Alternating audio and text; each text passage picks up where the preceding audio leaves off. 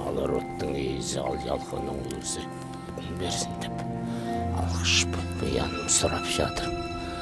Алас қарарды мұдей бесін деп олы де ол жұқтабасын деп бала барқама албаты юңғы амырыншы суғатық берсін деп алаба ұрғандай ғама алғыш бұян сұрап жатыр. Сала.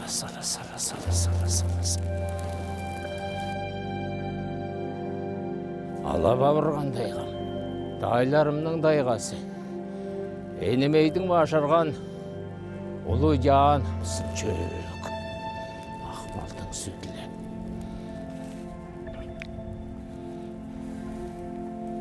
ере тұрған үш құрбыстан құдайым ерте шыққан күн бұрқан орай шыққан ай бұрқан алас ақмалдың сүтлі аластап жадырым қалындалайым ма.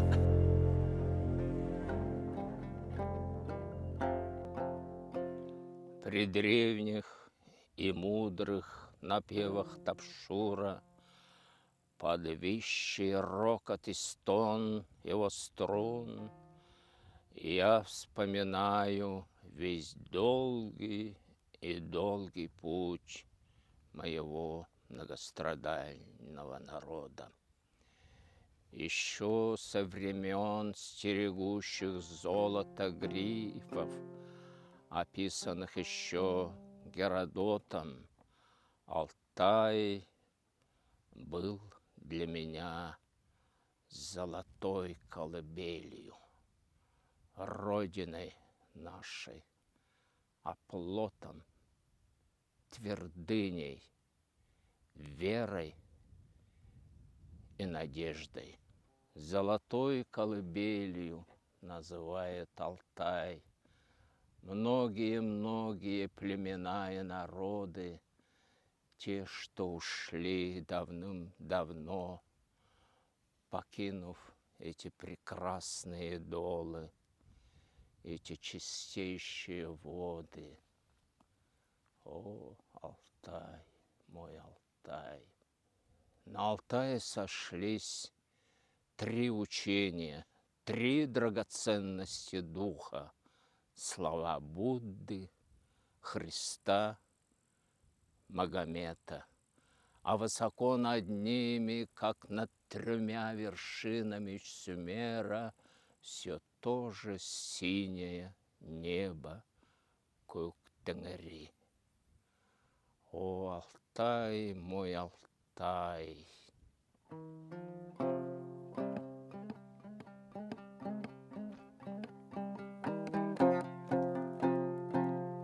Пусть откроется Алтай песнями, стихотворениями и заговорит языком надписей на камнях Калбахташа и Бичктубома.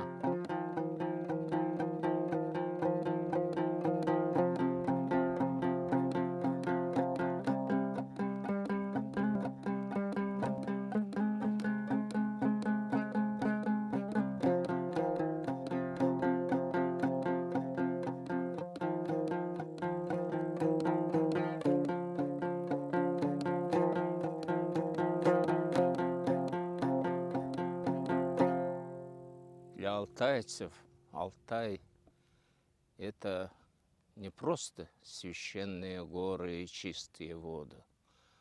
Это любая гора, для него это храм. Алтай – это храм сам по себе, поэтому мы всегда молимся на вершину.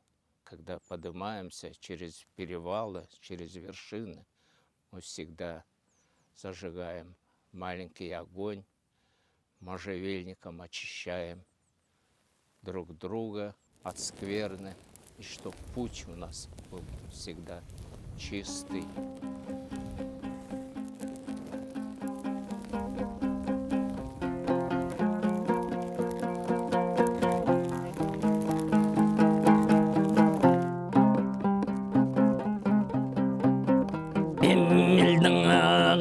şimdi özünün ipte bitken bir doğuşurum erginim aldan kılının dolgu verip kaldap dörtüm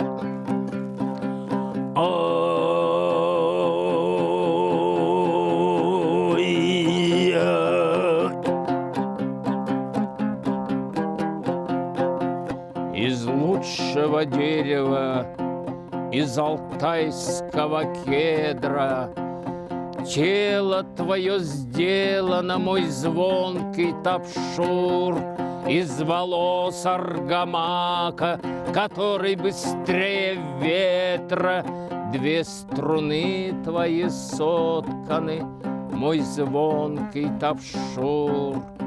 Играй, мой тапшур, звени, мой тапшур.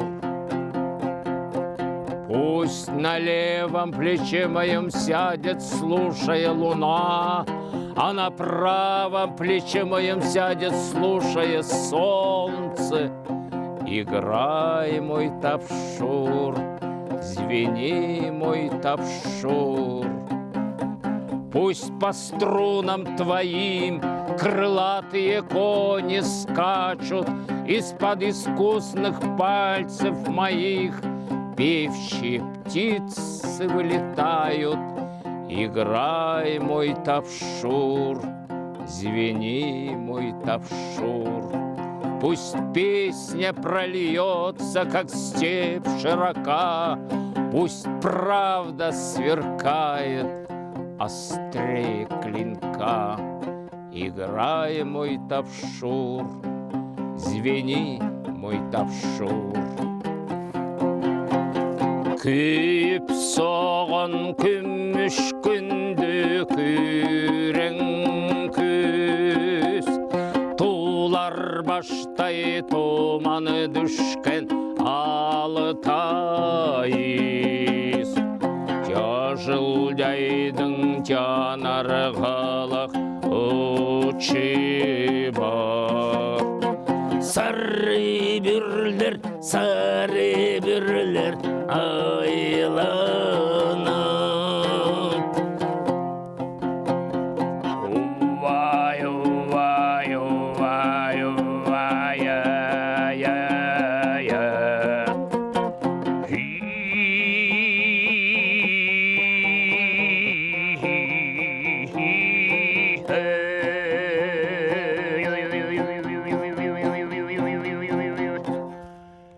Чок.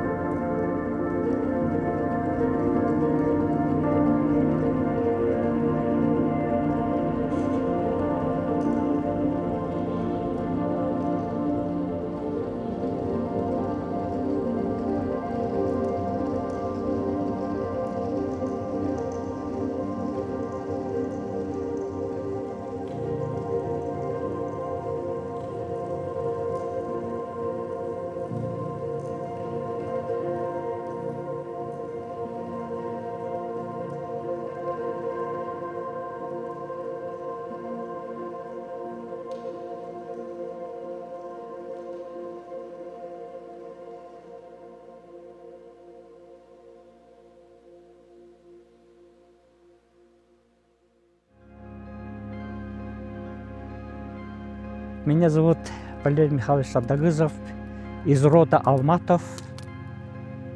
Мне 72 года. Как краевед специализируюсь на базарских курганах. Базарык переводится как придавленное чем-то тяжелым. То есть камень насыпи, эти захоронения были придавлены. Тюркское название базарык, придавить, придавленное. Мы сейчас находимся в одном из уголков высокогорного района Горного Алтая в Лаганском районе. Наш Горный Алтай с древнейших времен привлекал очень много народов. В лесах у нас очень много разного зверя, дичи, в реках и озерах много рыбы. Травы низкорослые, но они содержат очень много минеральных солей. Поэтому с древнейших времен кочевники-скотоводы старались жить на этой земле. Но в истории как получается?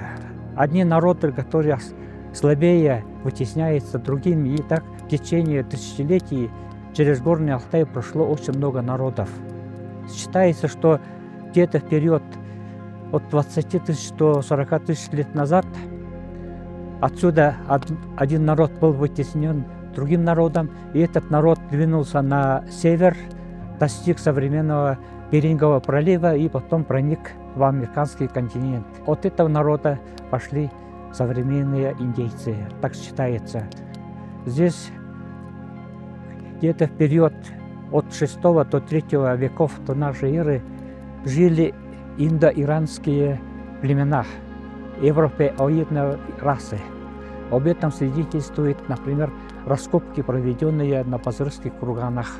Что интересно, когда раскопали вот эти Пазырские курганы, извлекли из курганов 4 мумии, и внутри погребальных камер предмет обихода, наконечники стрел, кинжалы. И что интересно, потники коней были покрыты шелковыми тканями китайского производства. Какие такие богатые люди жили в то время. И еще здесь в курганах были извлечены семена кориандра, которые добывали в то время в Персидском заливе. Настоящие ракушки каури, которые были привезены с Персидского залива. То есть в то время кочевники, оказывается, имели обширные связи с Передней Азией. Отсюда они увозили туда золотые изделия, фигурных и рельефных изображений фантастических зверей, грифонов и так далее. И они все были покрыты тонкой золотой фольгой. А в III веке до нашей эры греческий историк Геродот видел, наверное, эти вырезанные отсюда изделия грифонов. И про народ, который жил здесь, он написал, что в этих горах живут грифоны, стерегущие золото. Герб нашей республики, заметили, наверное, тоже был позаимствован этих изображений. Оказывается, в то время пазырцы не знали стремен. И представляете, всадник без стремен, без опоры был беззащитен перед всадником, который имел стремена. То есть можно рубиться, стрелять на скаку из лука, если у тебя под ногами опора. Может быть, именно из-за того, что гунны знали стремена, смогли покорить пазырцев. Вот. Но культура пазырцев сейчас сравнивает с культурой древних скифов. Действительно, из скифов у пазырцев одна была стиль в искусстве, это борьба зверей. Седла тоже были без стремен, и одежда тоже очень схожая. Во втором кургане лежали 2 мумии. Голова мужчины была пробита в 3 местах боевым чеканом. У него был снят скальп, и вместо скальпа к его голове была приложена козлиная шкура с волосами. И вот этот обычай скальпирования, видели, наверное, у индейцев сохранился. Вот представляете, еще 2500 лет назад обычай скальпирования, оказывается, был среди этих народов, которые проживали на территории Горного Алтая. В III веке до нашей эры сюда с востока проникают гунны, монголоидные расы. Ну, состав гуннов был очень разный. Гунны потом в IV веке нашей эры пошли на запад, вы знаете, вызвали великий переполох в Европе. Они дошли до Альп, до Римской империи. С ними вместе пошли и европеоидные племена, которые проживали здесь. Когда они дошли до реки Волги, тюркоязычные называют Волги-Итиль, и вот часть гуннов пошла на северо-запад. От этого народа теперь остались современные финно-угорские народы. Недавно даже президент Венгрии Орбан заявил, что предки венгров пошли из Горного Алтая. Это действительно так, это уже подтверждается научно. Корни своих предков здесь ищут также современные японцы, корейцы. Что касается моего народа, я являюсь представителем малочисленных народов теленгитов. В свое время теленгиты населяли очень большую территорию, полностью по всему Горному Алтаю, на территории Восточного Казахстана, на западе Монголии. Племена Теле являются как бы основной группой тюркоязычных народов. В свое время тюрки оставили здесь очень много своих захоронений. Эти захоронения представляют собой погребальную яму. Обычно сверху накрывает курганной насыпь из камней. Когда вождь умирал, на его похороны съезжались все родственные народы и ставили один камень. Если 74 камня, значит 74 родственных семей приехали на похороны. Примерно вот знатность показывает. Современный наш теленгитский народ проживает всего на территории высокогорных районов Лаганского района и Кошагарского.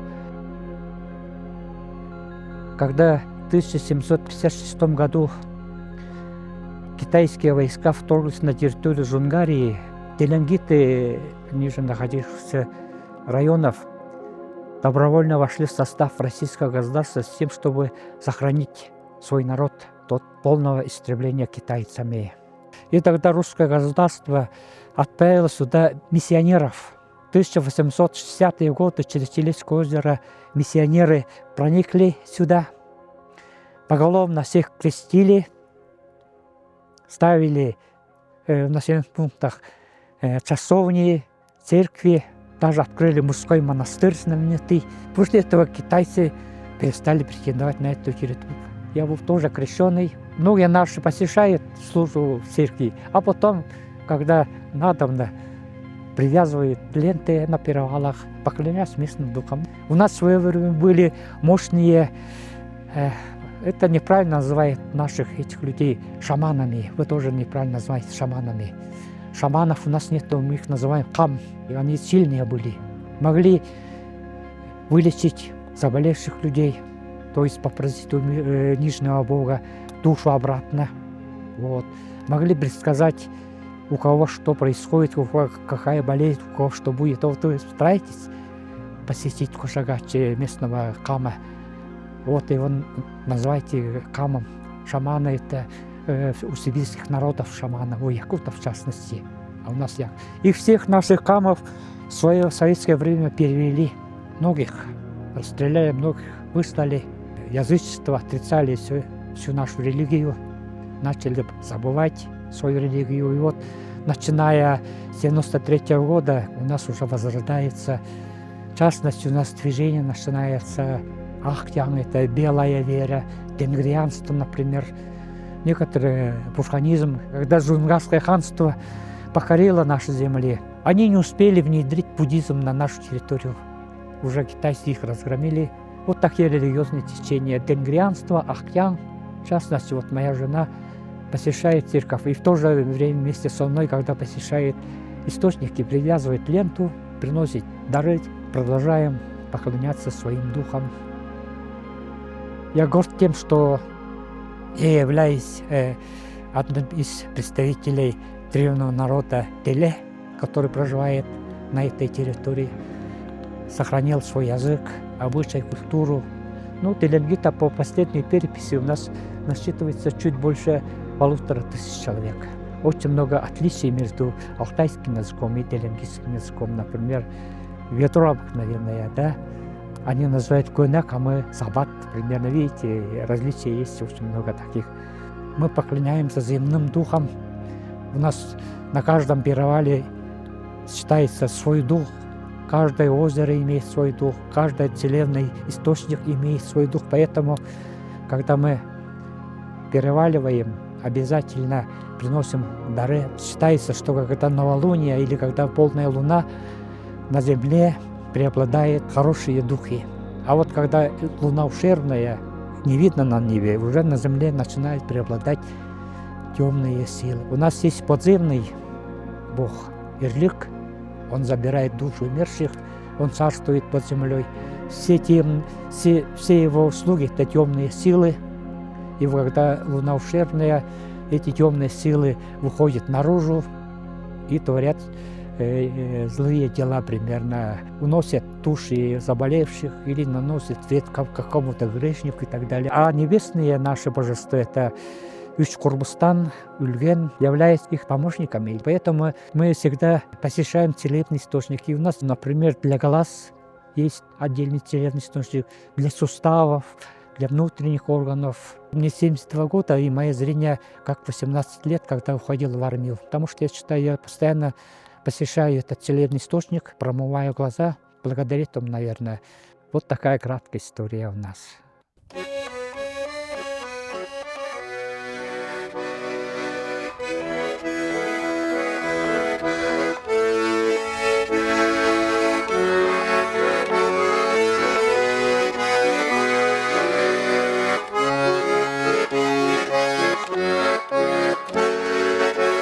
У нас Республика Алтай в Лаганском районе, сенокосная бара.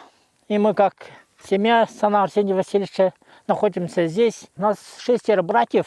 Они для меня уже приготовили сено. Я на зиму уже готов. А сегодня помогаем брату Геннадию. Отец у нас был выдающийся человек. И мы очень рады, что он вырастил нас 6 сыновей. У нас внуки, внучата. Все помогают нам в сенокосе. Матери, сестры пищу готовят, а мы работаем, внуки бегают. Сегодня очень рады Арсению Васильевичу Сана, удачному человеку, директор совхоза Советский Алтай, который руководил больше 35 лет совхоз Советский Алтай. Вот совхоз Советский Алтай был миллионером. В это же время они готовили сено с сентерами готовили. Здесь пастбища очень много. Ни один день не сидел. На коне все пастбища обходил. Все, кто готовил сено, бригадами, он назвал бригады, вот как восточный, сибирский, вот бригады. Премию им организовывал. Кто первое место займет, кто второе займет. Ну, сейчас уже совхоза нету, конечно. Готовим сами по себе, только для себя. А Арсений Васильевич вот тогда, в это время, очень трудился и готовил сено. Школу построил, детсад, сельский дом культуры в 1968 году построил. Когда ему исполнилось для памяти 70 лет, назвали центральную улицу именем Арсения Васильевича Сана. Это для нас, конечно, для района отрадно. Жизнь продолжается. Есть Республика Алтай, есть Луганский район, есть Россия. То, что мы делаем, сейчас сено готовим, мы живем, для России живем. Если нас не было бы, района не было бы, республики не было. Республики не было, конечно, России не было бы. На сегодняшний день специальную военную операцию уехала из Республики Алтай самые большие парни из Луганского района. Только в Балктюле погибших 10 человек, только в Балктюле. Вот это говорит о том, что мы любим свою Россию и будем жить для России. И будем вспоминать, конечно, отца, то, что он делал и творил, и надеялся, что мы дальше будем жить. Для этого он жил и делал свое дело.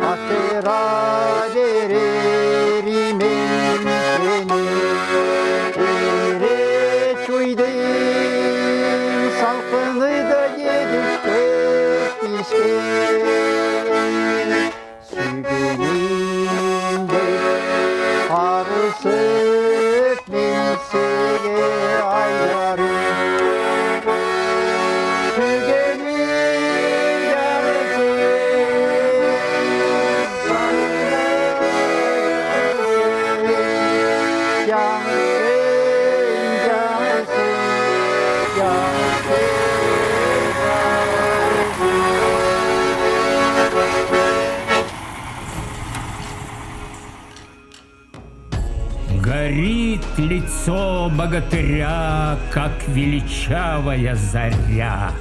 Народ в стране его велик, миролюбив и светлолик. Заполнил солнечный Алтай и перелился через край. живет, не ведая нужды, глаза любого две звезды.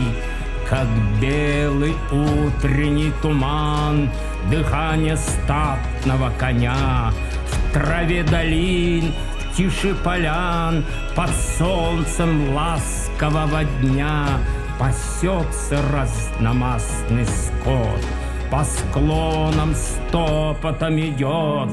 Стада отары табуны неисчислимы и шумны, как будто летние кусты, листвой покрытые густы. И 70 счастливых лет земли Алтая мирный свет хранит Алып Мадай-Кара, неколебимый, как гора. Все от высот Черечемет до склонов Чеметенту, где злых снегов и ливней нет, где круглый год земля в цвету, владения Мадай-Кара, вместилище его добра. Здесь у слияния синих вод в стоуглой юрте он живет. Несчастлив его народ, не считан разномастный скот.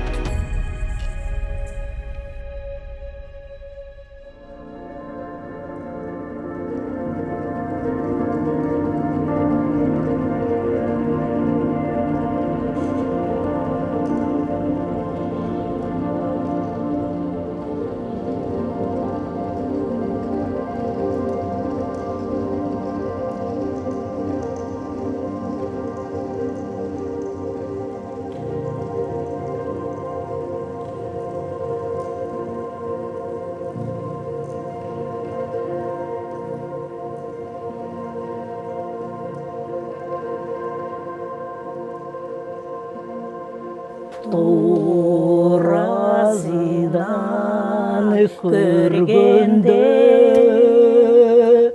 учи көрінмес алтын көл, үстіне төмен көргенде күзгі тяраш алтын көл.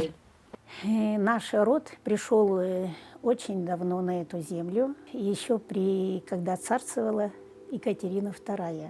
Наши предки пришли не самовольно, а по грамоте, которая была выписана в Бийской губернии. Мы заселились здесь, стали жить, выращивали лошадей, скот, рыбачили, орех добывали, обрабатывали землю мотыгами. Не пахали на лошадях, а мотыгами. Сеяли ячмень, проса сеяли. Вот, сами возделывали. Из ячменя делали толкан. Из этого толкана варили чай, а также пекли национальные лепешки, которые называются калтыр. Жил род один, и других семей не было, других фамилий. Вот. Девушек сватали, увозили, а парни со стороны привозили, потому что, чтобы не произошло кровосмешание. И жили так до советской власти. Когда в 20-м году приехали люди, сказали, что в личном пользовании нельзя иметь лошадей, много скота. Короче, все это отняли, осталась только корова с приплодом. Продолжали жить, а когда в 1932 году образовали заповедник, сказали, что нельзя охотиться, нельзя рыбу рыбачить. А наши предки только этим и занимались, а другой они не знали, промысел. Папа с мамой только что создали семью молодую, им пришлось ехать в Балыкчу, это Улаганский район. Они работали в колхозе, прожили там до Великой Отечественной войны. Когда во время войны папу с первых дней призвали на фронт, он первый год не попал на фронт, они гоняли с Монголии лошадей. Потом их стали обучать к войне, Вот. Но и они стреляли все отлично, потому что были охотниками. Потом он попал на Второй Украинский фронт. Получил ранение в голову. Очень долго в госпитале пролежал, потом вернулся. Даже мама успела получить похоронную на него. Так как он работать не мог, у него ранение очень сильное в голове, ему поручили пасти 2 лошадей, которые перезимовали, очень были худые. Они не могли долго стоять, падали. И вот однажды он, когда поднимал одну лошадь, вторая лошадь упала и билась, и выбила глаз. За это ему вменили, что он не смотрел за лошадьми, что ворон выклевал глаз, и его погнали на суд в Улаган. Это 100 километров от Балыкчи. Ему посчастливилось, его оправдали. Когда он вернулся, то сказали, что он может из колхоза уехать, так как фронтовик. И вот они уехали, и он решил вернуться на свою историческую родину, в поселок Яйлю. Но тут места не было. Жили какое-то время на Беле, семья увеличивалась, уже родилось 5 детей. Надо было детей учить, они стали снова проситься в Яйлю, чтобы дети пошли в школу. Но в Яйле снова не было места, но предложили кордон, который ближе на 15 километров от поселка Яйлю. Пришлось детей устроить в чужие семьи. Но здесь за детьми, так как плохо смотрели, мама на лодочке, на веслах приплыла, увидела это, а тут как раз освободилась комнатка одна. И она просто самовольно заняла эту комнату с детьми. Не стали, короче, выселять, оставили. И вот и мы продолжаем жить на этой земле. В 1962 году решили засадить плодовым садом территорию. Стали корчевать лес. Корчевали все, что находилось на участках, но все деревья и кедры в том числе. Папа, когда узнал, что там корчуют кедры, и он хотел спасти одну кедру, на которой очень большие шишки были. Но когда он прибежал, их уже все раскорчевали, и осталось одно дерево. И он прибежал и просто стал между трактором и не дал. Но благодаря этому эта кедра существует. Сейчас легенды ходят об этом кедре и называют его священный кедр деда Альчи.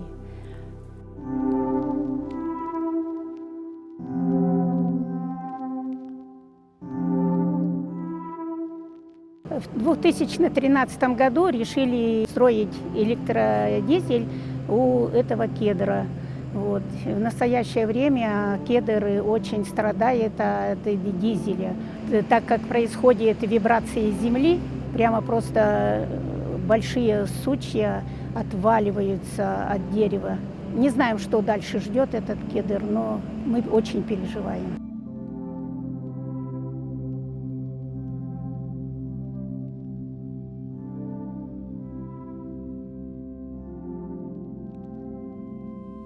В 2008 году я работала лаборанткой в научном отделе, с научным сотрудником, ходили на болото, проводили учет водоплавающих. Стали работать, и над болотом такая скала, и стал там орать медведь. Мы сначала не сильно испугались, хотя было очень страшно. Я отпугивание брал вот эти детские бомбочки. Он бахнул, а оборот медведю это не понравилось, и он ринулся с горы, стал спускаться. Стали лететь камни, но мы поняли, что надо убегать. Вот. Года 3 назад такая береза, очень толстая, она упала наполовину в болото и гнила. И Володя, научный сотрудник, он перепрыгнул, а я не смогла перепрыгнуть, стала перелазить. И слышу голос «брызгай». Я поняла, что это мне. У меня был баллончик с жидкостью от комаров и мошек. Я стала это дерево прямо обильно брызгать. И сотрудник кричит: ты что, копаешься, медведь уже близко. Но я побежала. Когда мы убегали в сторону озера, он остановился и говорит: слышишь, говорит, медведь-то за нами не бежит, он на болоте орет. Но мы в тот день, конечно, больше не возвращались туда. На следующий день нам дали госинспектора с ружьем для охраны. Когда мы пришли на следующий день, то эта береза была полностью, кора с нее содрана. Медведь подошел, ему этот запах не понравился, он просто содрал со всей березы и раскидал на такую, прямо на 5 метров, даже больше, вот эту кору, как в ярости он был. Вот такой внутренний голос, это голос моих предков, предупредил нас, помог избежать этой страшной участи, быть задраны этим медведем.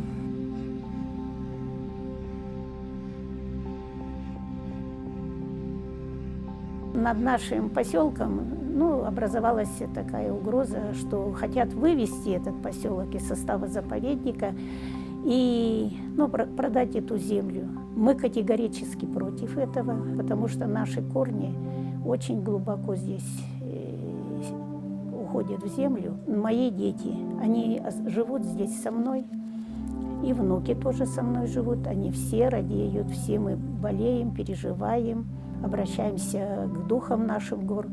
Над поселком Яйлю стоит гора, называется Тарот. Это наша родовая гора.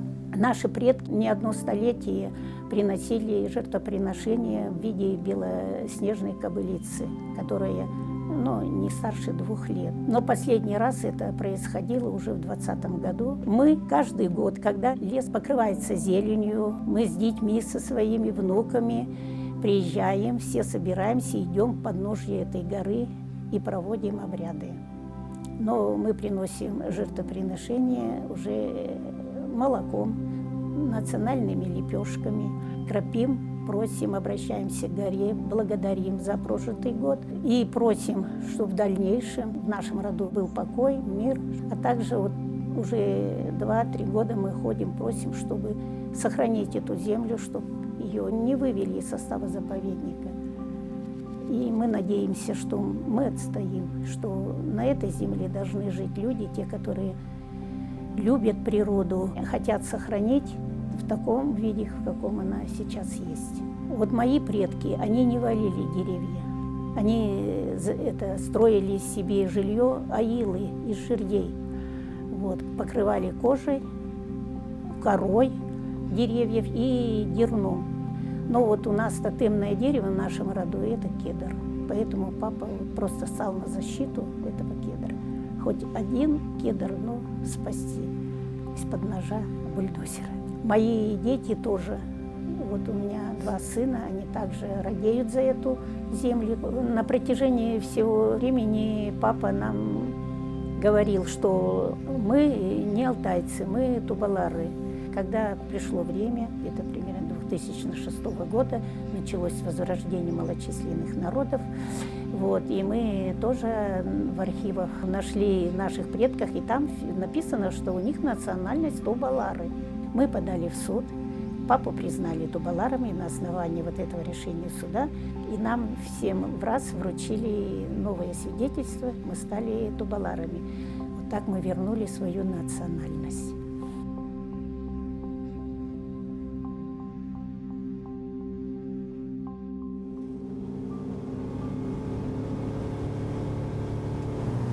Ну что, родился я в заповеднике, родился и вырос в заповеднике. То есть дед работал в заповеднике, мама долгое очень время работала в заповеднике.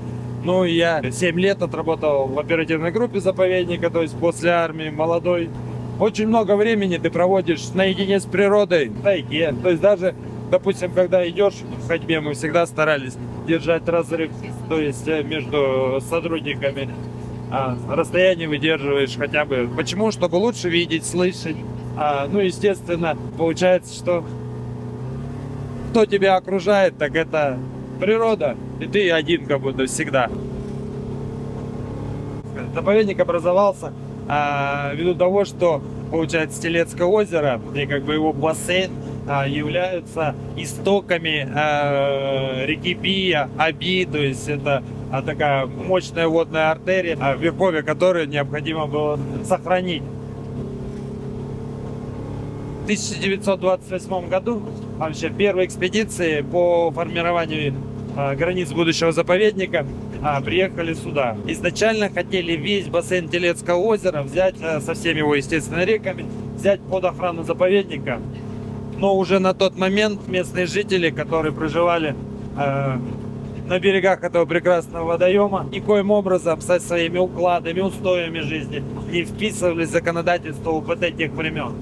И получается, было решено один берег взять под охрану заповедника, а противоположный берег оставить именно под традиционное природопользование местным жителям. А получается, уже послевоенное время было послабление для местных жителей, и мои предки, то есть дед, в частности, вернулись обратно в Яйлю. Кто-то конюхами был, кто-то проводниками, кто-то в хозработниках. Но, тем не менее, они работали в заповеднике на улучшение жизни, можно так сказать, заповедного режима. И очень много же таких мест на территории нашей страны, что именно на территории заповедника находится населенный пункт. Это первозданная красота, и вот, как говорится, где не ступала нога человека. То есть именно такие места нужно сохранять.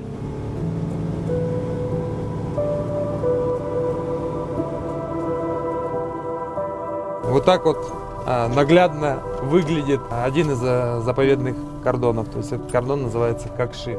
Расположен он как раз вот на устье реки Какши, где проживает государственный инспектор в области охраны окружающей среды. Человек, который и день, и ночь находится на территории заповедника, он может внести гораздо больше информации, нежели, допустим, какая-то научная экспедиция. Это фундаментальные люди, на которых держится заповедник. Романтика может закончиться через год, может через полгода. Такое, что люди могут посвятить свою жизнь заповедному делу, это дорого стоит. Заповедный берег вот именно он оставлен для того, чтобы сохранить именно ее вот эту красоту, вот эту обыденность вот этих мест в первозданном виде. Допустим, даже в весеннее время, когда вот еще лиственные породы деревьев не распустились, в эти моменты очень хорошо видно зверя на склонах Телецких берегов. И морал, медведь выходят именно на солнцепечные склоны, и как на ладони их можно наблюдать. Вот это вот у нас теплоход из поселка Яйлю, который принадлежит метеостанции. Сегодня у них плановое мероприятие, то есть они 3 раза в месяц проходят Телецкое озеро полностью, берут расход воды, температуру воды, анализы. Все данные собираются именно и передаются дальше.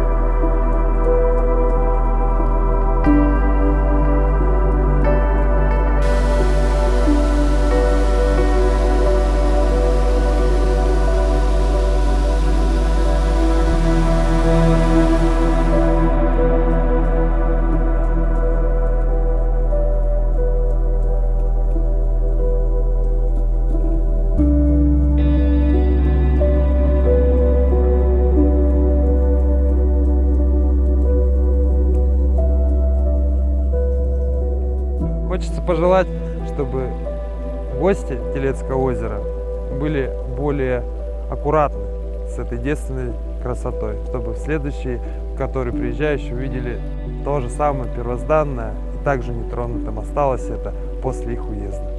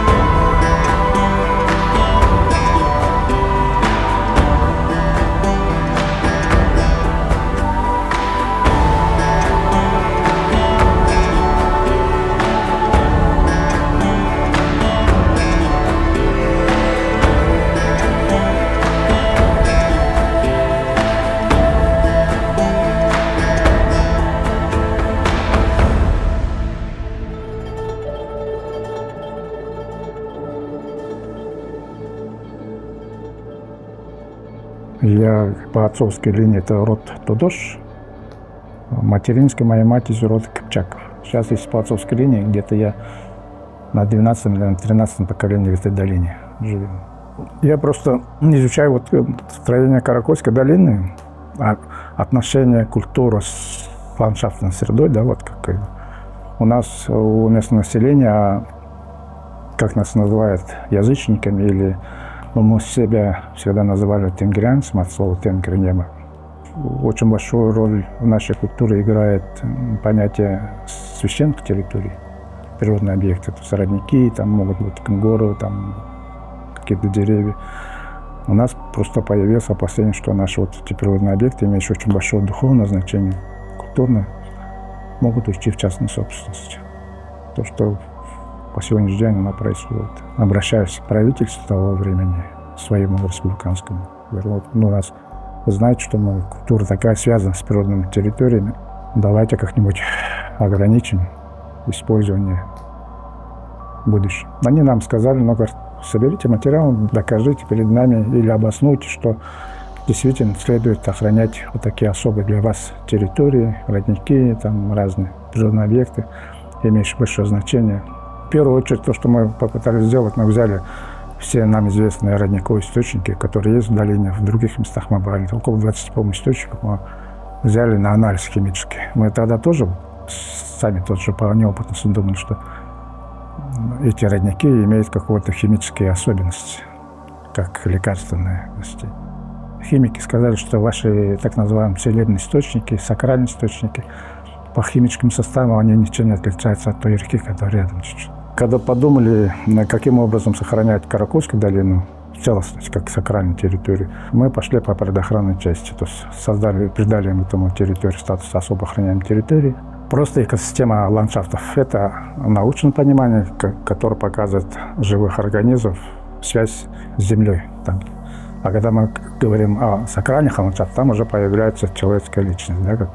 Сакрализовывать только может человек. Когда мы начали собирать материал, как можно доказать перед чиновником, что это особая территория, да, в отличие от других территорий. Те культуры, которые после себя оставили объекты, которые мы сегодня называем археологическими объектами, курганные комплексы и тому подобное, особенно киевское поколение, вот, когда мы начинаем изучать их расположение даже камней, которые лежат на курганах, это культуры, которые знали, что такое физика Земли, что такое минералогия. И поэтому вот то, что мы называем вот сакральной территорией, оказалось, да, это очень высокое знание. То, что я сегодня владею этим знанием, и когда вот что-то я вижу через свои традиционные вещи, то, что мне старое поколение говорило, оказалось, это одно и то же, просто язык передачи другой был. Сегодня очень много интересуется шаманизмом, но оказалось, что шаман не обязательно должен быть там с бубном бегать и прыгать, тем более, через огонь. А ни один шаман, то есть уважающий огонь, он не будет прыгать через него. Сегодняшний шаман, с него требуется знания, ну, по крайней мере, основ академических знаний, особенно физики Земли.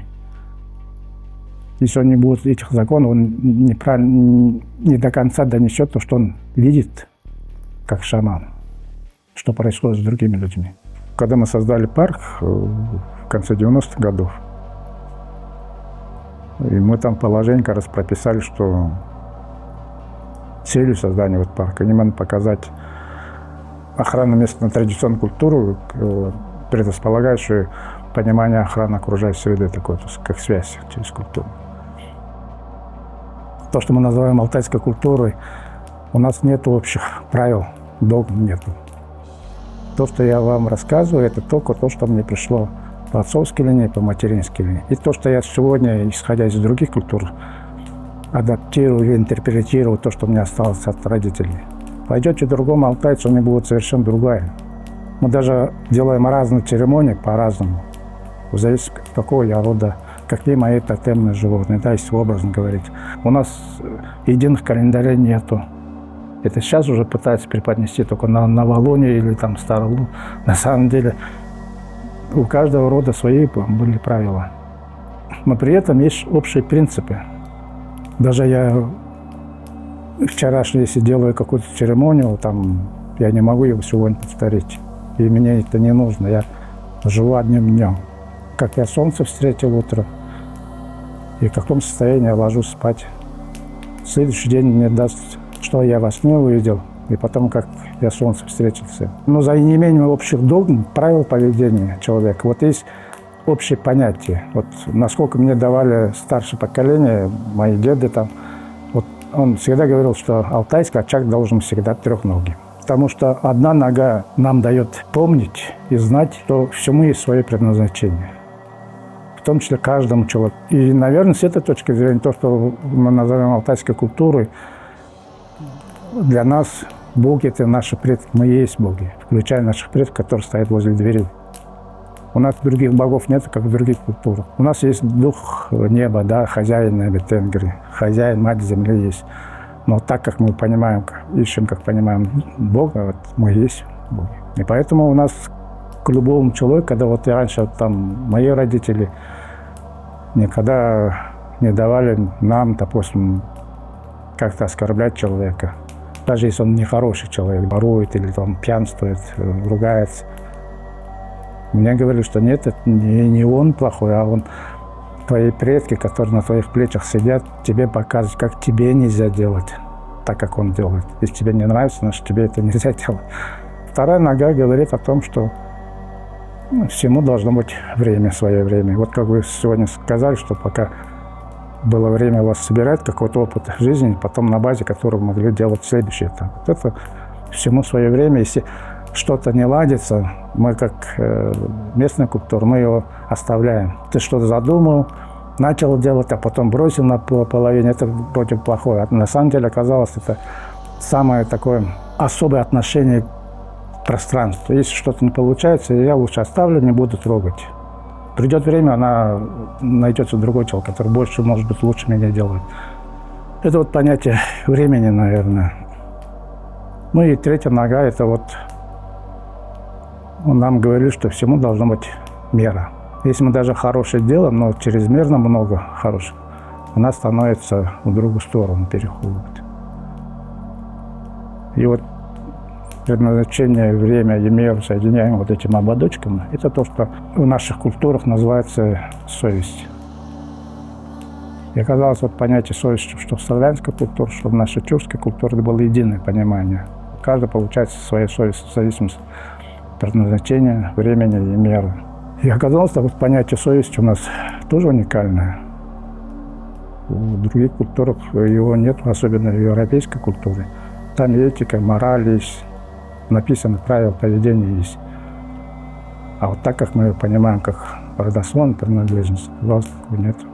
И мы сегодня пришли к выводу, что то, что правильно донести, что такое вообще алтайская культура, в том числе, да, вот мы должны, его можем объяснить только через закон естественное научное направление. Потому что сегодня у нас цивилизация такого на этом базируется, на научных знаниях.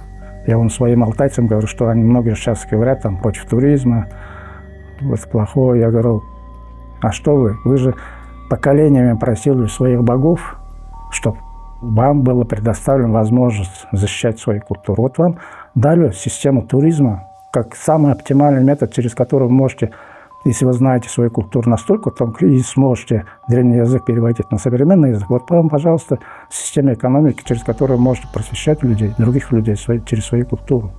Это теперь от нас зависит, насколько мы сумеем этим временем воспользоваться, то, что нам дает дух Алтая.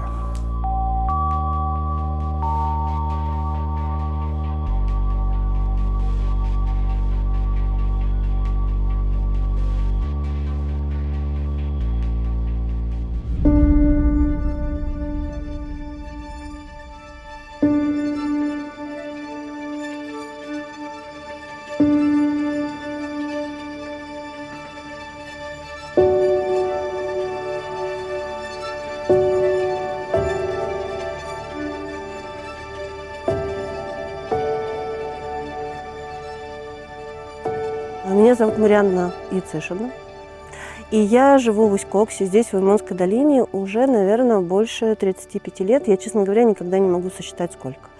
Я приехала сюда действительно очень давно, и благодаря своим родителям я сюда попала. Но осталась я здесь уже по собственной воле, и как-то так получилось, что Алтай, он мне сразу подарил чувство родного дома. Вообще у Алтая есть такое свойство, когда сюда попадаешь, то чувствуешь себя здесь дома. Как будто бы ты в горах, и как будто бы это совершенно новое для тебя место. А я приехала из города, из большого города. Но потом я спрашивала много людей, и они все говорили примерно одно и то же. На Алтае есть ощущение дома.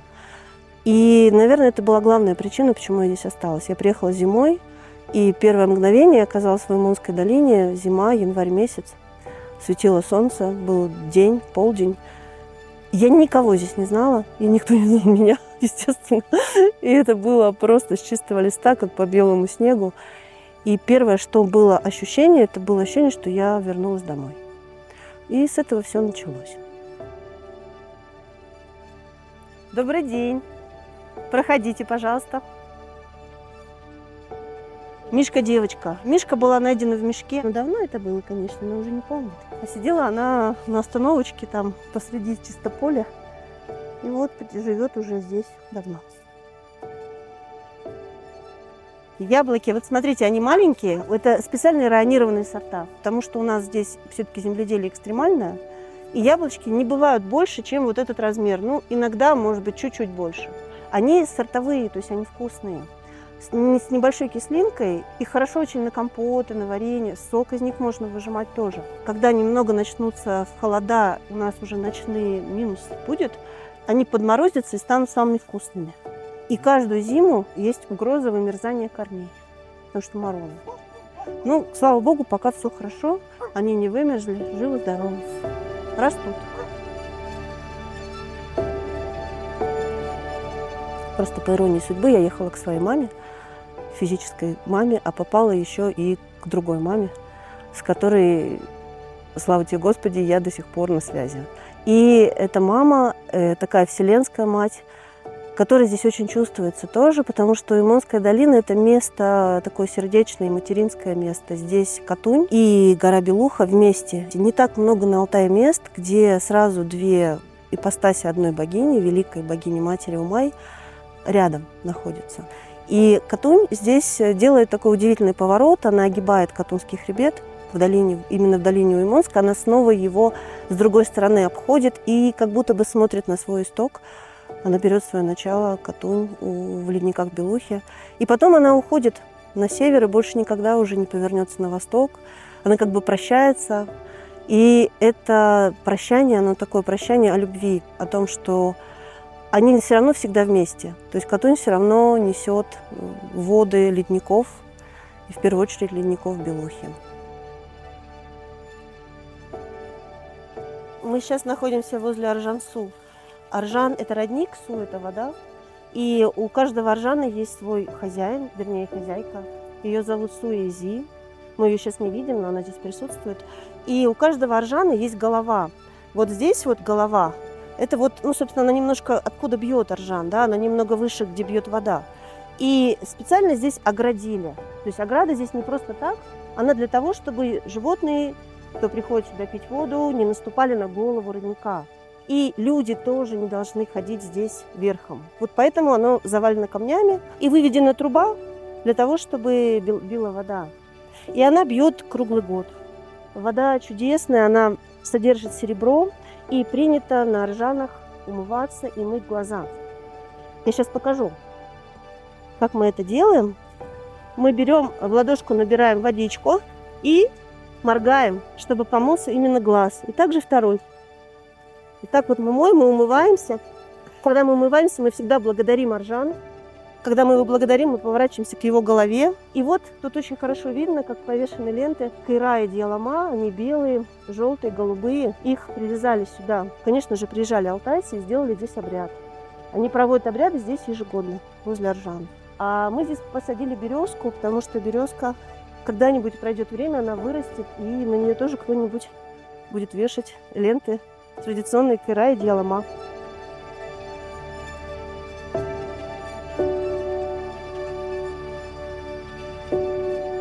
Вот это вот у нас зизифора, это горная мята. Она удивительно интересно пахнет, у нее очень богатый букет. И вот это, например, серебристая полынь. И сочетание полыни и зизифоры понемножку дает вообще удивительную композицию. Немножко горчинки, немножко сладости. И все, меняется вообще состав чая. А вот эта вот клубничка, она у нас растет на южных склонах. Мы сейчас с вами на южном склоне находимся. И сейчас, конечно, ягод уже нету, а летом, в хороший год, множество ягодок здесь, вот этой вот горной клубники. Еще один вид полыни – артемизия. Это боярка, горный боярышник. Ягоды тоже используются в лекарственных целях. А вот здесь вот кусочки остались. Это на самом деле синяк, прекрасный медонос. Но не чайное растение ни разу. Это уже растение, можно сказать, ядовитое, но используется в лекарственных целях тоже. Мы делим растения на лекарственные и на чайные, которые можно использовать нейтральные, в чай добавлять, и которые сугубо травники уже знают, как ими пользоваться. Считается, что сама белуха, она представляет собой мать Умай-Эне. Это горы, вообще все горы, это представители верхнего мира. Мы знаем, что в алтайском мировосприятии оно на самом деле универсально для всего нашего континента, в общем-то и для всей Земли. Есть 3 мира, нижний, средний, верхний. И богиня-мать – это представительница верхнего мира. И ее физическое проявление – это гора Белуха. Это, собственно, она и есть мать Умай. Ее до сих пор почитают здесь. Это не забытое имя, это не имя, которое осталось в мифологических словарях. Оно очень живое. И богиню-мать почитают во всем тюркском мире, именно как Умай, ее называют по-разному. Эне – это мать, Умай – это ее имя личное. А Катунь, да, как Катын-Бажи, вершина Катуни Белуха, да, и она же мать Умай. А долина Уймонская, тут этимология разная, на самом деле можно подыграть под то, что это все-таки действительно долина богини-матери Умай, но это будет немного с натяжкой. Если быть объективным, то тут есть несколько вариантов, в том числе как Уй или Юй. Уй – это корова, Юй – это женщина. Корова как тоже образ богини-матери. И получается Уймонская долина как и женщина, и корова, и источник молока, и, собственно, сама богиня Умай-Эне. Все это совершенно легко сводится воедино. И плюс к тому, надо сказать, что 1000 метров над уровнем моря долина, она плодородная. То есть это не так часто бывает. Та же Чуйская долина, великолепная и красивая долина на Алтае, там просто камень на камне. А здесь, если мы посмотрим на поля, они засеяны зерном, здесь растет и вызревает пшеница, естественно, и все остальное тоже. Здесь есть плодородие. И вот это плодородие отражает тоже, в том числе, энергию матери.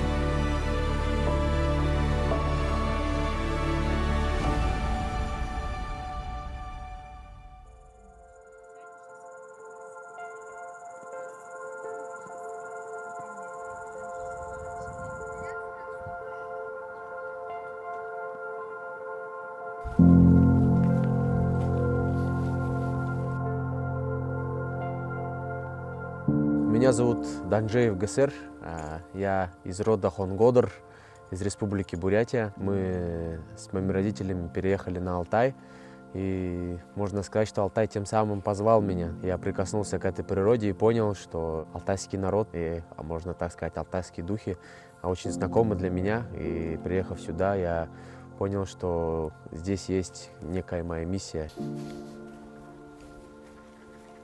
Я являюсь солистом ансамбля Байтерек, живу на Алтае и занимаюсь горловым пением. И считаю, что моей задачей является донесение людям через музыку каких-то более высших истин.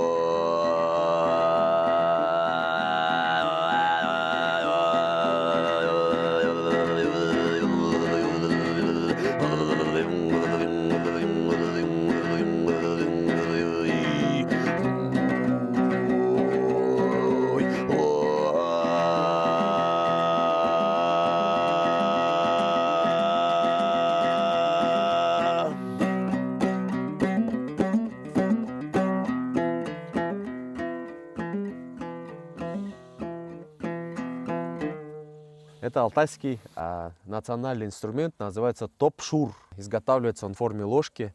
Ну, вот в народе говорят, что вот с небес дали нам форму ложки, чтобы мы материально кушали ложкой, а духовно слушали этот инструмент. Он изготавливается из кедра, пихты или лиственницы. И вот в основном берется древо, в которое попала молния. То есть алтайцы экологичный народ, да, и живое дерево ради инструмента мы не берем, а мы смотрим, что он нам говорит, как тенгери, да, будто пальцем молнии показывает в дерево, убивает его и высушивает сразу же. И древо можно брать за основу для инструмента. Дека как кожаная, из кожи козла или морала, так и деревянная дека. Здесь две струны. Раньше они натягивались из конского волоса или скрученной бараньей кишки. Сейчас из нейлона, да. И вот такой вот инструмент, помощник кайчи, сказителя, когда он рассказывает эпос, он будто бы сажает народ на коня и водит за собой в мир богатырей.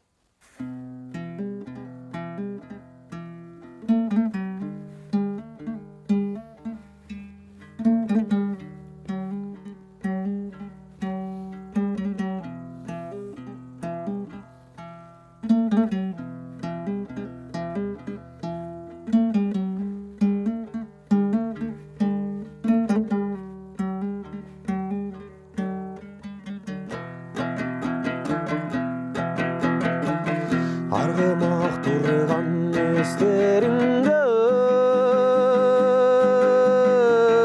арычынға тапшы қайны астап қалған албатым бажебек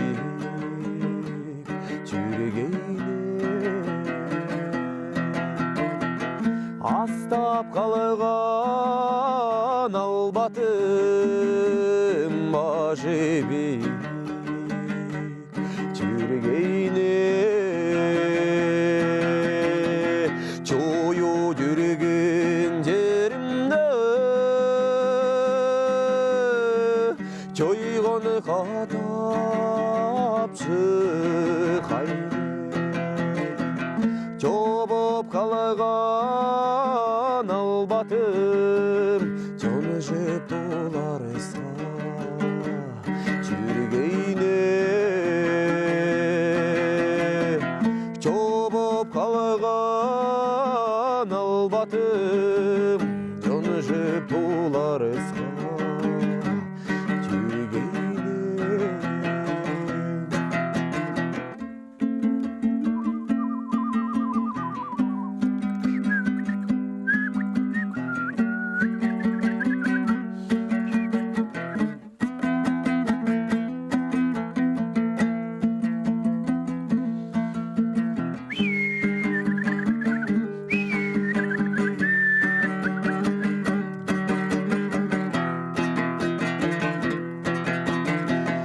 Барға басқан қорымдар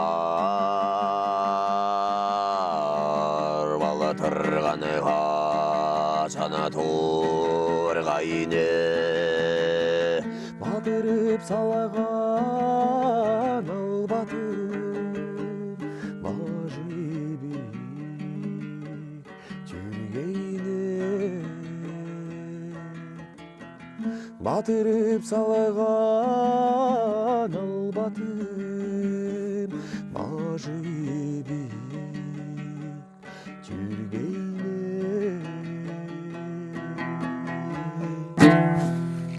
Это песня про охотника. Ее написал Ногон Шумаров. В песне поется о том, как когда-то охотник проснулся рано-рано утром, снарядил своего коня и пошел подниматься вот так же вверх в Алтайскую тайгу. Сквозь заросли можжевельника он поднимался и набирался сил, да. Он просил Алтая, чтобы он дал ему добычу. И вот когда он удачно поохотился, он сел на вершине горы, разжег костер и начал петь песню восхваления тому, что Алтай кормит его семью, его народ не только материально, но и духовно.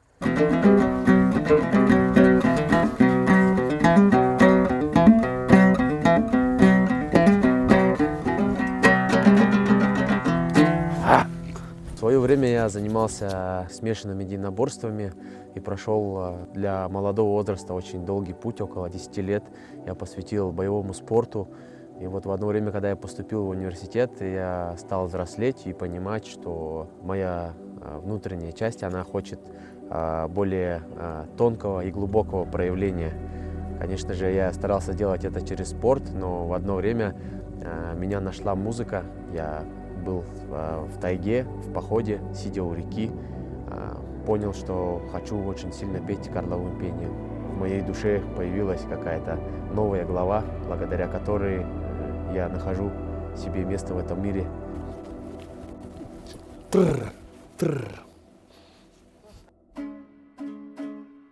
Его зовут Тахкойрук.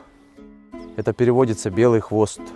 У него здесь на задней части бедра белая метка, белое пятно. Считается, что это конь помеченный, можно сказать, с небес. На калмыцкий узел вяжется конь. Это узел, который легко развязать и который очень крепко сам затягивается, когда конь начинает убегать. Я вот переехал сюда, в новое место, как кочевник, да, мы всегда кочевали. Прошел на нем около 100 километров сам. Пригнал с другой деревни. Пока что он привыкает к новой местности. Уже вот недавно подрался с жеребцом некастрированным. Он кастрат. И вот у нас это называется мерин. И когда конь новый приходит, всегда жеребец приходит, он всегда перед своими кобылами выпендриваться начинает и бить начинает всех. А этот кот мой, он не любит такой, он у меня мирный. Вот, и поэтому получил немножко. До этого он в тайге ходил за шишкой, служил пчеловодом, пасечником. Сначала, конечно же, мы с ним, он шугался меня, сейчас уже спокойно себя ведет. И для меня это такое, знаете, эмпатия. Конь — это эмпатия. Я думаю, что каждый музыкант поймет, о чем я говорю. Я артист, я не скотовод, но можно сказать, что в моей крови мои предки все, они скакали. Когда я сажусь на коня верхом, когда много концертов, когда много людей, мы всегда вот вместе с ним отдыхаем. Я через него, можно сказать, перезагружаюсь. Как вот в компьютере есть функция перезагрузиться, так и у меня вот на этом коне есть такая функция. Через седло это работа тела, когда ты можешь расслабиться, да. Конь — это такое понятие, что если ты начинаешь сильно напрягаться и думать о том, как ты скачешь, то ты можешь упасть. Если ты сильно расслабляешься, то ты тоже можешь упасть. И вот как раз это ровное состояние, как, допустим, у тех, кто там любит медитировать и так далее, для меня медитация — это седло в движении. Я очень много времени провожу на природе, в походах, в тайге, где я могу побыть наедине с собой, где я могу перезагрузиться для того, чтобы дарить людям музыку, чтобы проводить энергию традиций. И я очень благодарю вообще своих предков, благодарю Алтай за то, что я провожу через чистую энергию, через музыку, но при всем при этом я могу вносить туда свой молодой, свежий взгляд, как древо, да, корнями держаться за землю, но при этом ветками тянуться вверх к небесам зеленой листвой.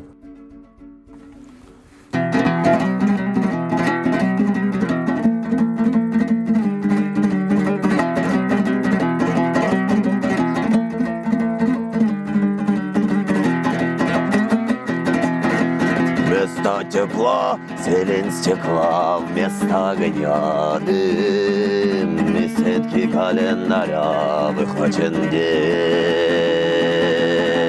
Красное солнце сгорает дотла, тень догорает с ним, на пылающий город опадает тень.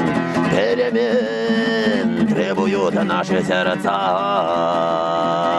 перемен требуют наши глаза. Наши смехи в наших сердцах и в пульсации вен. Перемен, мы ждем перемен.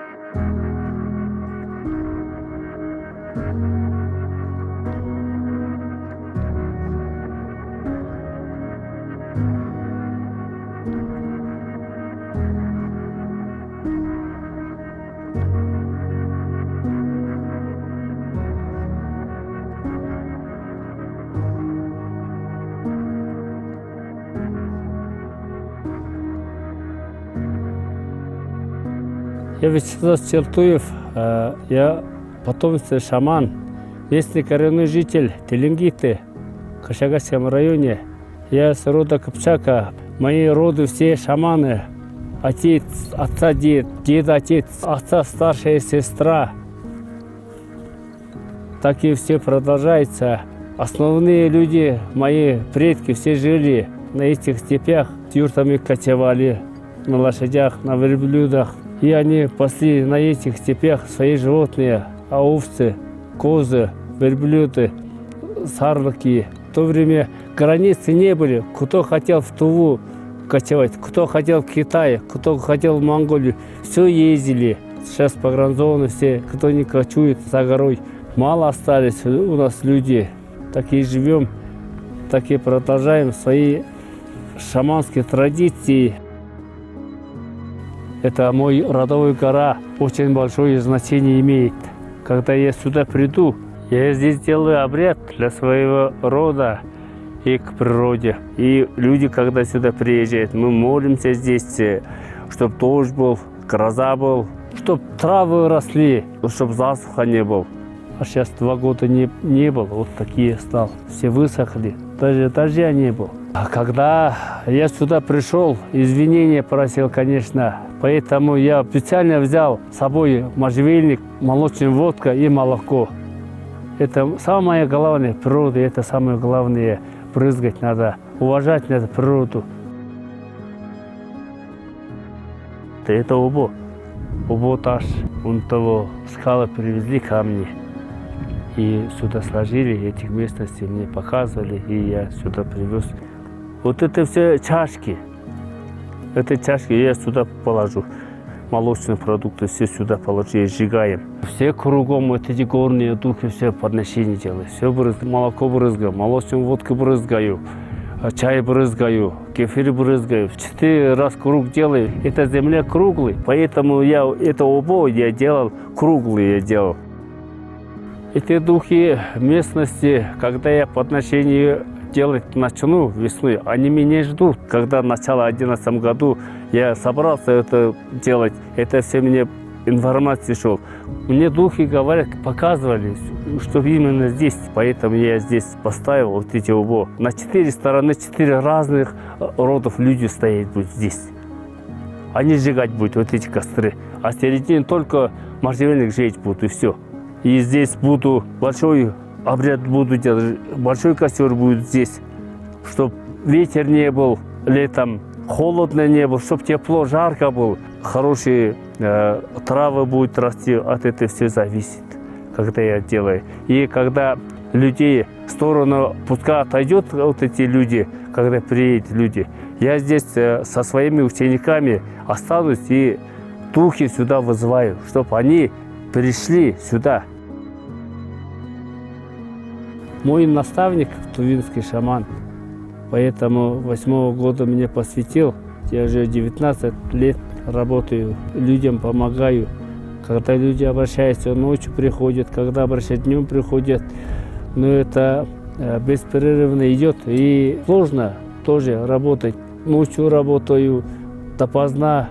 Люди, когда просят, езжу. Многие люди думают, что шаман – это просто люди, простые люди шаманом стать. Это не так. Это от рода, от крови бывает. Это с детства. Вот сейчас будущие шаманы есть. Их направить надо, их готовить надо, атрибуты, бубны готовить некому, одежды шить некому.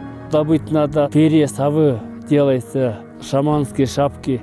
А некоторые люди просто балуются. Это не шаманизм. Это шамана, которые работаем мы, только шаманы делают. К природе. Шаман чистят, шаман окуривает в можжевельниках, когда люди болеют, когда сложные. Я ночью тоже работаю, ночью в глухих местах тоже делаю. Бездетные люди, от младенца просили, от некоторых людей, от Новосибирска, Якутии, от наших районов тоже бездетные люди были, вот они, у них дети есть. Когда вот эти наши традиции, как правильно хоронят, на это помогаю все. И когда свадьба будет, когда свадьба будет, родственники тоже просят, я тоже помогаю. Культура у нас, обычаи, традиции так идет. Мы так и не бросаем вот эти традиции, культуры, так и продолжаем от давних времен.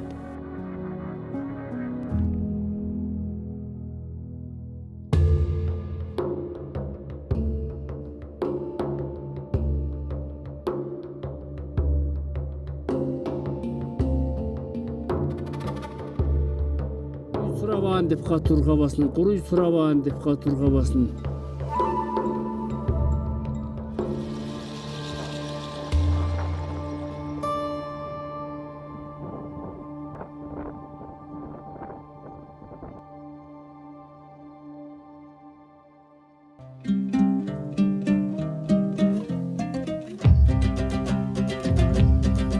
Батыр решителен и смел, в седло богатое взлетел, и черное, как ночь, копье собой закрыло лунный лик, а бронзовое острие затмило блеском солнца лик.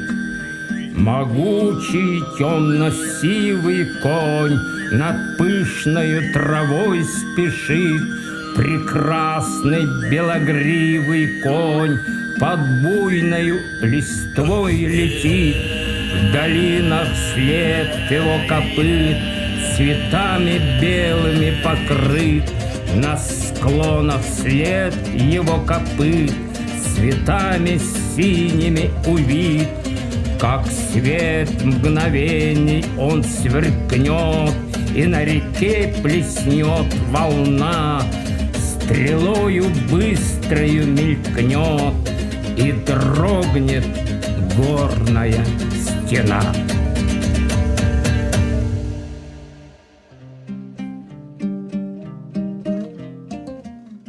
Меня зовут Сатин Добрыня Владимирович, я артист, музыкант. Не знаю, как определить мой жанр, но, наверное, этно world music. Там разные стили мы мешаем. Ну, вот этот инструмент называется икили, тоже двуструнный, как и топшур. Это тоже атрибут сказителя, хайчи. Вот где-то делалась дека из кожи, где-то из дерева. Ну, смотря в каком районе, допустим, в Кошигарском, там мало дерева, да, делали из кожи деки. Вот тоже как топ-шур, только на нем вот играли смычком.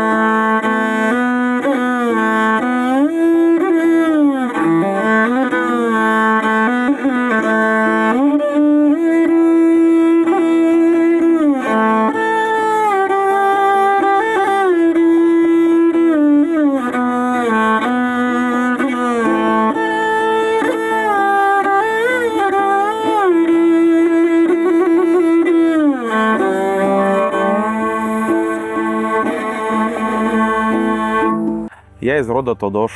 Вот сейчас мы как раз находимся в таком месте, как Долина Свободы. Это предгорье Алтая.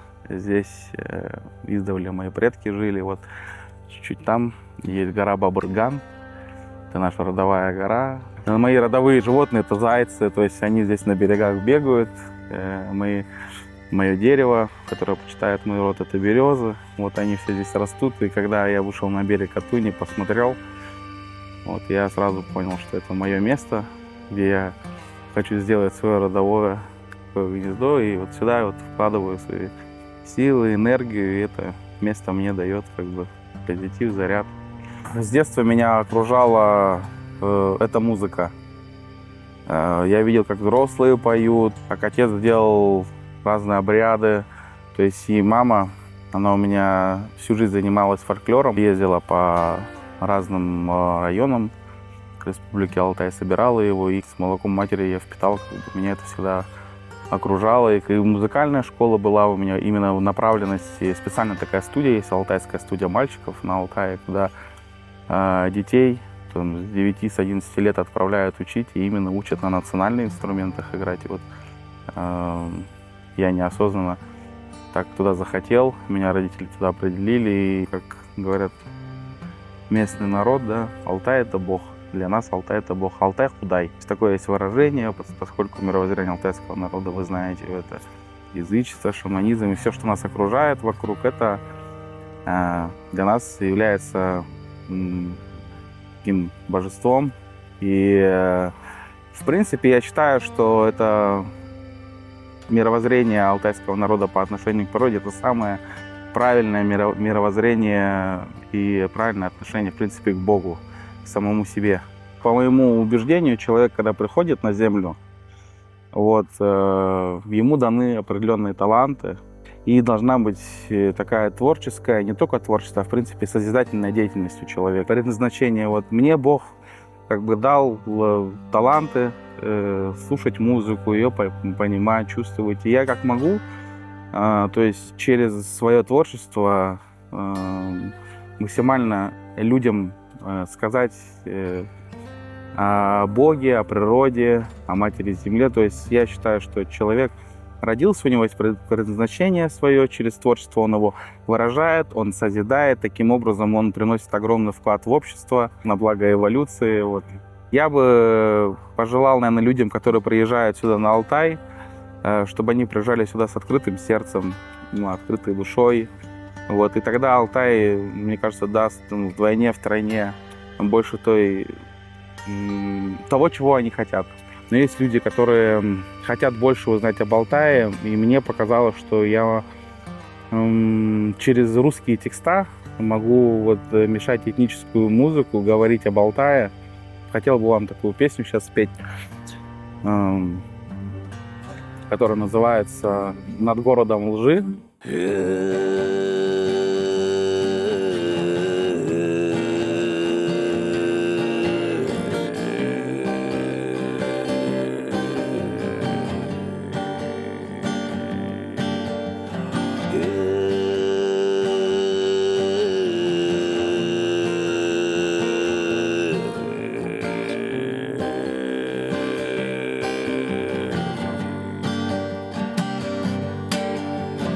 Яркого солнца не видно давно, но кто-то из смога заметит его. Напишет стихи, может, песню споет.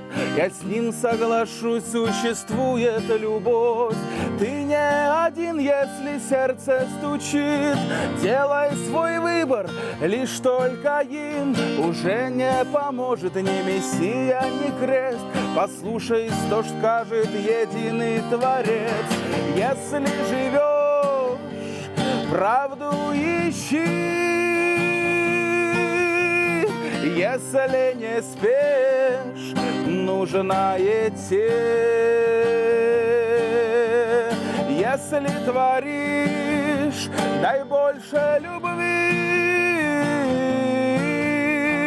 Если нашел, братьям, сестрам шепни. Он скажет во снах и в друге твоем, в любимом родном, в ребенке любом. Тут зло накормил сам человек, а свет был всегда. Свет был в тебе без улыбки в лице, без капли слезы, лишь тело и храп на благо игры. Тут дух ждет ответа, правды внутри, что солнце взойдет над городом лжи. Если живешь, правду ищи. Если не спишь, нужная тень. Если творишь, дай больше любви. Если нашел, братьям, сестрам шепни.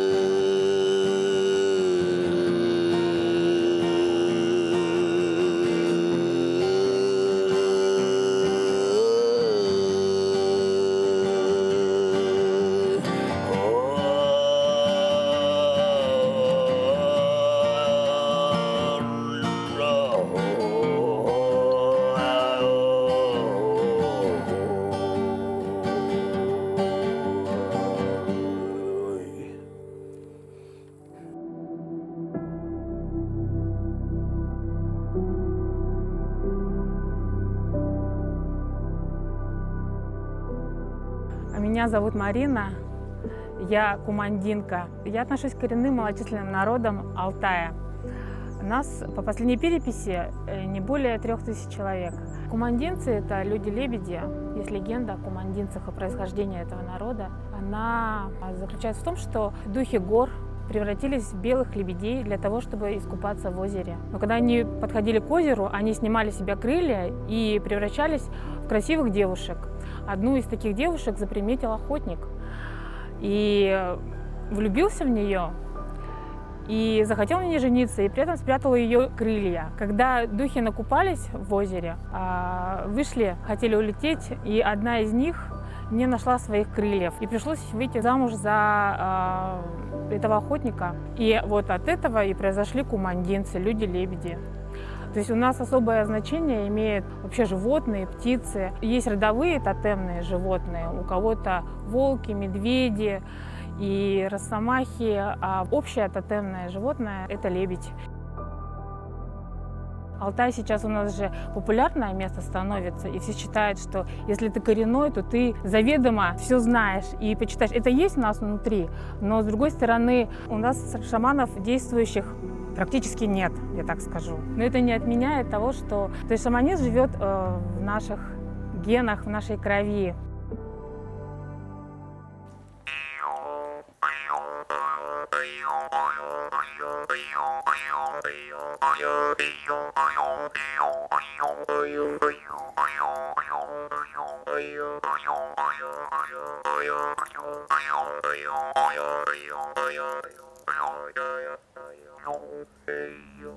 Шаманизм для меня – это, скорее всего, взаимодействие с энергиями. Я человек рациональный, и у меня образование психологическое. Я работала с эмоциями, с вибрациями, в итоге выходила на энергию, и получается, что все едино, а шаманизм, он все объединяет. Я просто не знала, что это называется шаманизм, то мировоззрение, которое у меня в итоге вследствие моего жизненного пути сложилось, то, что все едино, энергия природы, человека. Алтай – это тому подтверждение.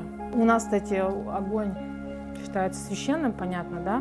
То есть от Эне называется, от мать огонь, кормление через огонь. Если про современный осмысленный шаманизм говорить, я думаю, что огонь представляет собой это портал, который существует вот между нашим материальным и вот этим духовным, неосязаемым миром. В данном случае духами родовыми, да, местности, силы. Есть в православии храмы, а для нас, на самом деле, природа – это храм. Каждое дерево, река, горы родовые у нас есть. Там живут у нас наши духи гор, которые нам помогают. У нас сейчас происходят процессы выделения территории традиционного природопользования. То есть нам важно иметь тоже доступ к нашим сакральным местам, к нашей земле. И сейчас, когда идет у нас тут на Алтае застройка активная. Просто если от нас закрыть реки наши горы, наши леса, ну мы просто не выживем, нас так мало. Это все напрямую влияет на сохранность нашего народа в том числе, потому что это все взаимосвязано. Природа, духи предков и вообще вот энергия, наверное, Алтая, я думаю, так вот.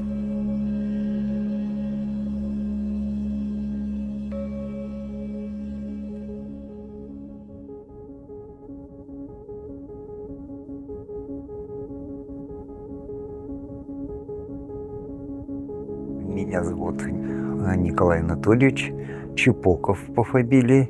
Я, в принципе, получается, родился здесь, в предгорьях, по реке Ише. В принципе, я не отношусь к тюркам, на самом деле, то есть я не алтаец.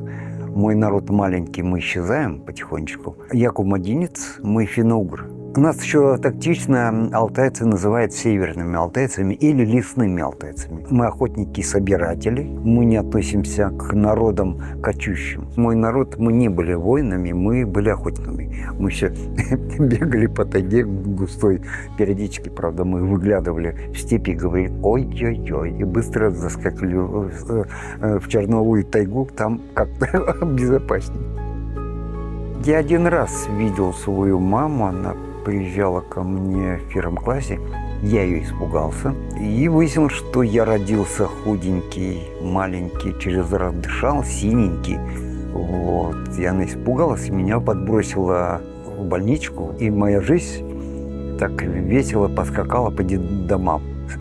Сперва по 2 дошкольным детдомам, а потом 2 уже в школьных детдомах. Это было в Горно-Алтайске у нас здесь. Детдома у нас были очень веселые. А это как раз Тополиная роща, это куда нас, детдомовцев, постоянно отвозили на отдых за ударный труд. Вот, я написал ночь как раз, восход луны, в Сабдыповске наши палаточки там, все спят, а мы, это салаги, мы сидим у костра, я вон в белой рубашке, я вру очередную страшную историю. Я рассказываю про Ишу и как там живут существа, и они там на коряге сидят, и они все сидят и боятся. Под берегом там уточки крякают, выводок. А вот здесь вот есть заводь такая, и там по ночам из воды вылазит кикимор, типа водяных, и выглядывает пацан. Это я же. Я подкрадываюсь к этому обрыву, чтобы их это разоблачить, что я их вижу. Они, правда, они исчезали, прятались от меня. Так что я по сих пор этим занимаюсь.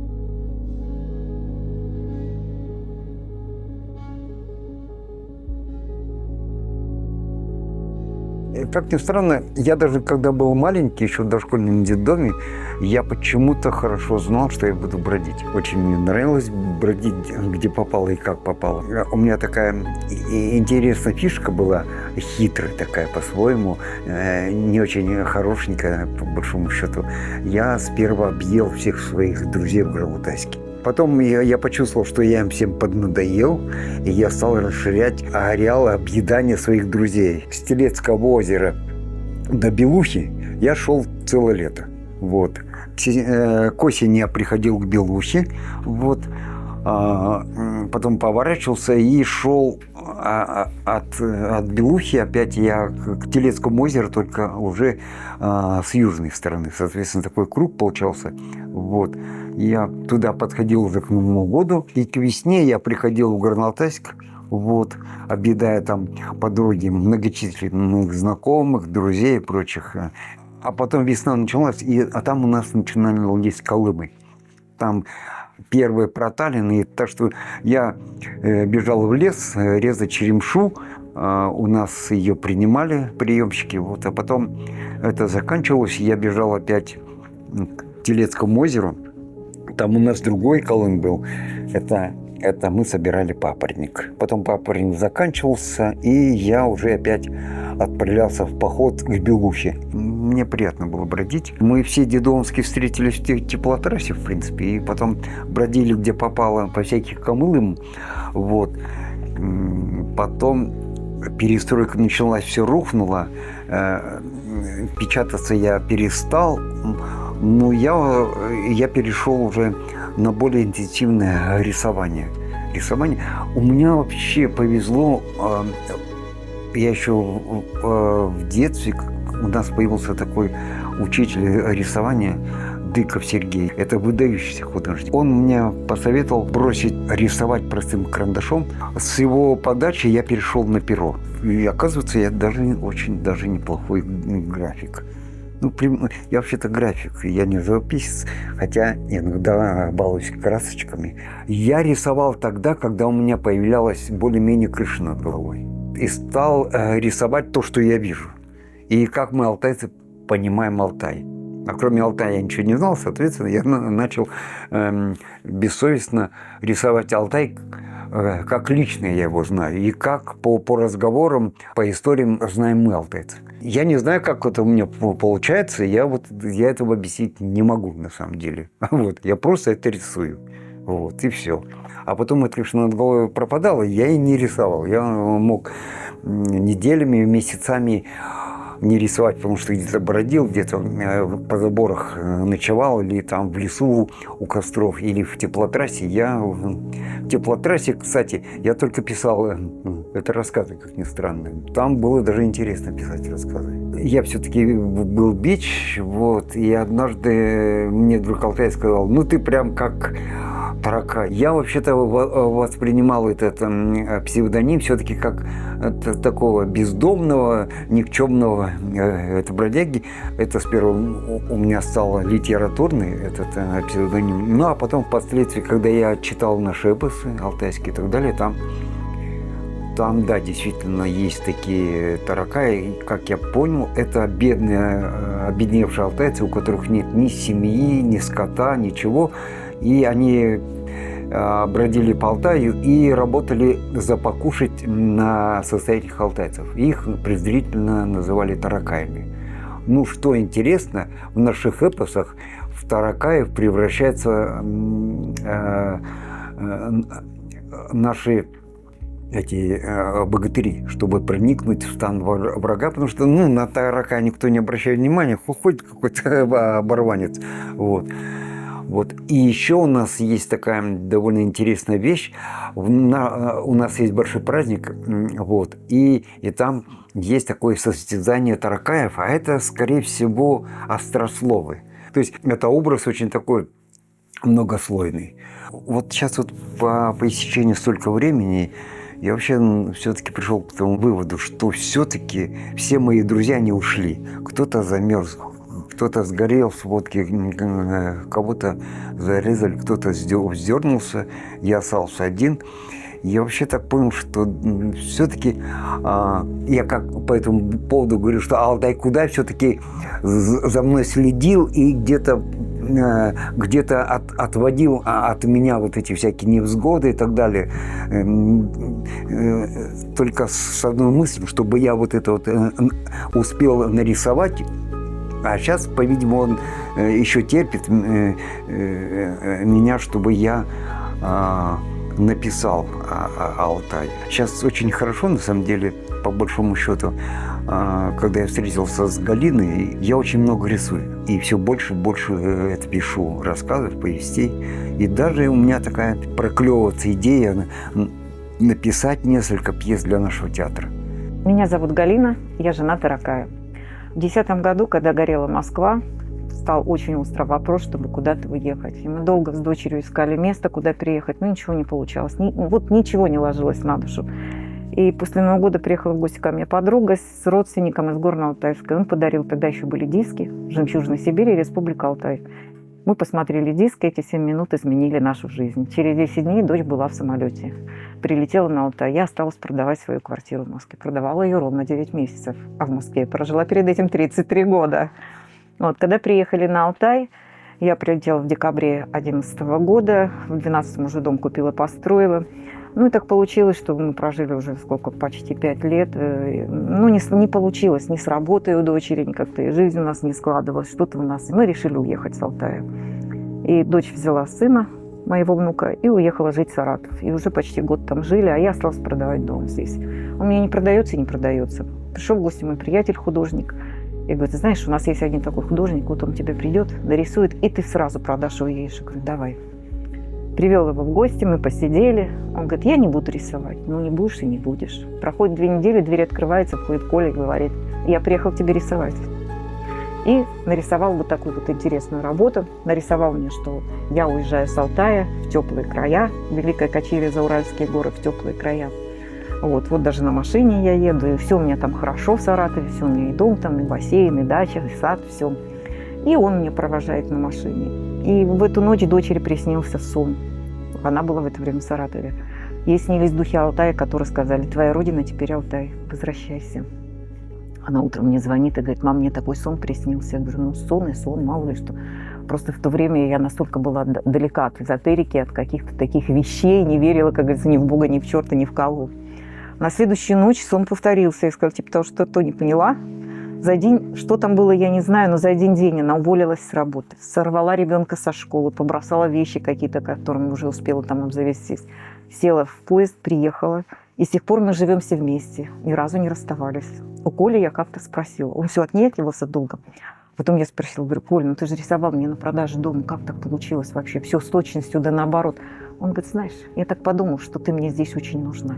Видишь, говорит, крючок. И я, говорит, нарисовал и развернул тебя обратно. Вот такая вот история. Может, сказка, может, нет.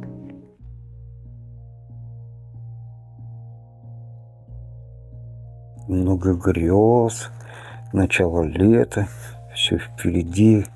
Кажется, что все можно успеть сделать. Вообще все. И идет вылет бабочек. Это заблуждение, фантазии со страшной силой. Дожди льют теплые-теплые. Лисица растет. Речка вытекает бурливая. Солнышко отражается за место луны. Сокол летит, он это. Кукушка песни поет за долголетие. Толпы людей там. Это пристани. Роща такая, где всякие тараканы живут, как у меня. У меня вообще огромная роща. Лес целый.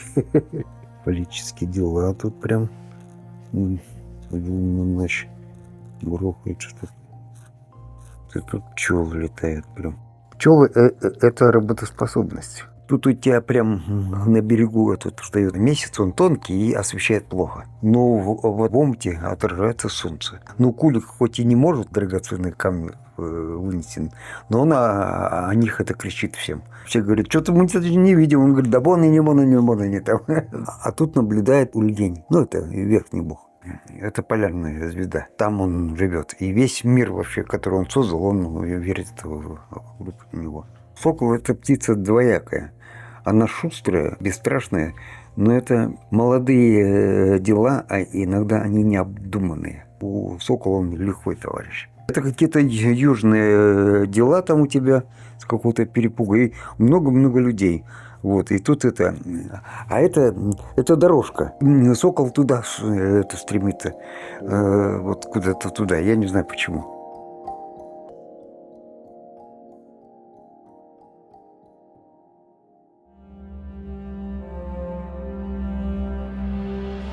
Собрав народ, Алып сказал, от этих дней из года в год приумножаться будет скот. Живите общей судьбой и не враждуйте меж собой. Живите как одна семья, любите отчие края. Я, попиравшего Алтай, хана жадного убил, вернул народы в отчий край, чтобы свободно каждый жил. Эрлика злого победил, царившего в подземной мгле, от смерти вас освободил. Живите мирно на земле. Пределы родины моей отныне не нагрянет враг, и никогда теперь людей не уведет Эрлик во мрак. На лунно-солнечной земле живите вечно с этих дней, в покое, счастье и тепле растите радостных детей. Я подымусь на небосвод и стану яркою звездой, смотреть оттуда, как живет народ освобожденный мой. В любых краях заката дня, среди небесной темноты всегда отыщите меня. Я вас увижу с высоты. Так молвил славный Кулутей и улетел с женой своей.